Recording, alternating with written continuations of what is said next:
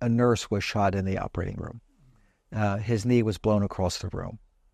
And this is a story of tragedy which amplifies the war crimes committed by the IDF, but it also is pursuant to the point that we're making now about long-term health care.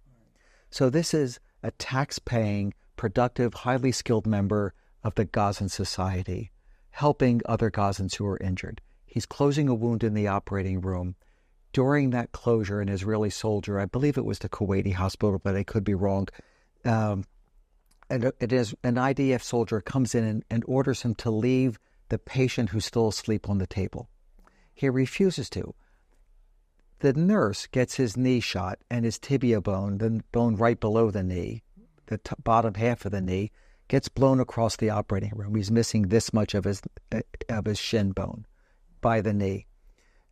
He gets operated on that day himself to save his life and to save his leg. They fill the defect with medical plastic, cement.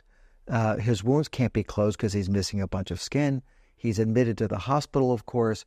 The next day, the Israeli soldiers come and arrest him. They take him to Israel in a prison, blindfolded and handcuffed. He remained blindfolded and handcuffed for 45 days, fed a juice box every day, sometimes every other day, no solid food, zero wound care, with a gaping open wound. He then gets dropped off at the border naked on the 45th day because they do their investigation, I suspect, but clearly he's not Hamas because they never would have let him go, right? So he crawls for 3 kilometers, blinded in one eye because as a going away present, he gets a rifle butt in his right eye. It explodes in his head, right? His eye liquids are dripping down his face. He crawls in the dirt. Somebody finds him naked, brings him to our hospital. So a perfect example of starvation, torture, inappropriate arrest and detainment, the denial of medical care, which is against our country's Leahy Act, right? All those high war crimes in just one person. And today I communicate with him almost every day. He's in Egypt, and he told me yesterday they want to amputate his leg.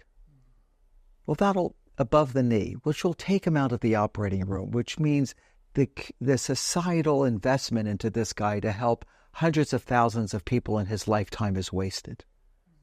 The morbidity that was cast upon this man, the pain that, let alone the pain and the torture inflicted, but the loss to society of people who are now not taxpayers but tax consumers in a country that will never collect taxes again for a millennia, is devastating to the infrastructure of a society, which again is the goal of the autocracy of Israel that my country and my taxpayers are supporting, quite illicitly and quite illegally.